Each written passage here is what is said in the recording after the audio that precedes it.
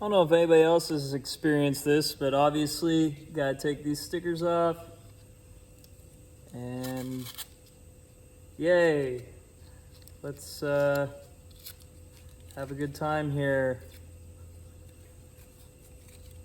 Well, I'm gonna show you a method that makes it so much easier.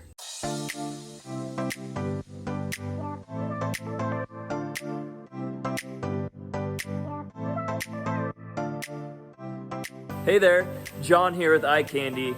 I'm going to show another little tip. It may seem insignificant, but the details really matter sometimes. So here we go. So on vehicles, when you buy new parts, they typically come with stickers, and those stickers sometimes are really hard to get off those new parts. And some of the best ways to do it is, just use a heat gun, or the method I'm going to show you is using paint thinner just to get those stickers off.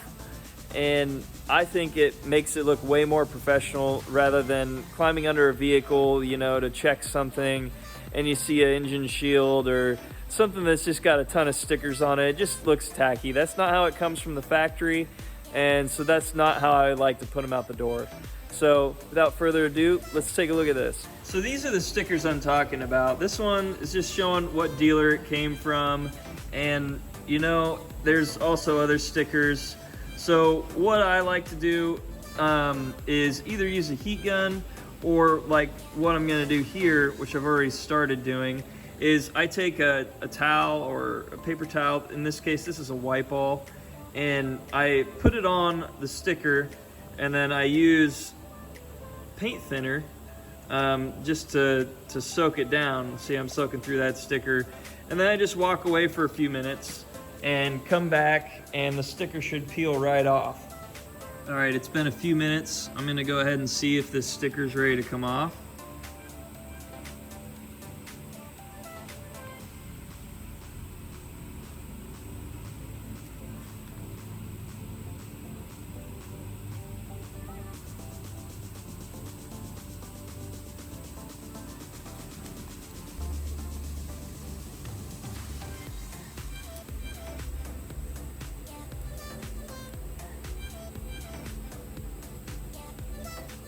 They just come right off.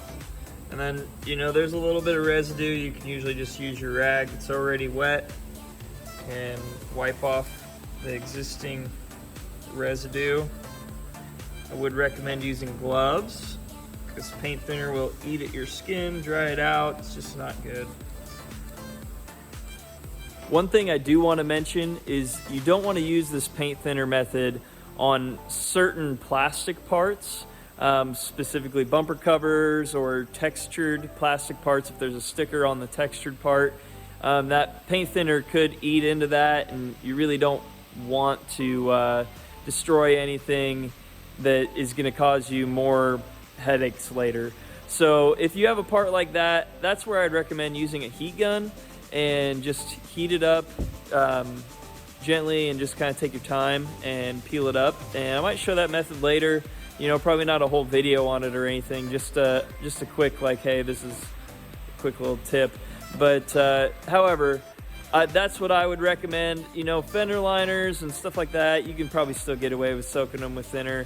You're not going to see any of that. It's usually not going to damage the material that they're made with. Just something to keep in mind. On metal parts, though, you're generally safe to use paint thinner, whether it be suspension parts or exhaust like I was doing here, or anything like that. So the question must be asked, is this a necessary thing to do? Well, on exhaust, I would say yes, because it's gonna burn, it's gonna create a smell, the customer might smell it, you don't want that coming back on you, and also it's just, it looks better. That's not how it came on the factory. It didn't come with a bunch of stickers just left there to burn off, or on other parts, you don't crawl under your car and see a bunch of stickers. So in this case, I feel like it is necessary. And as an auto body technician, your job is to put the vehicle back to pre-accidental condition or factory spec or better. So I would say yes, it is important. It's It's not the biggest detail, but details matter. So once again, thank you everyone for all your support. I really appreciate it, and I'll catch you on the next one.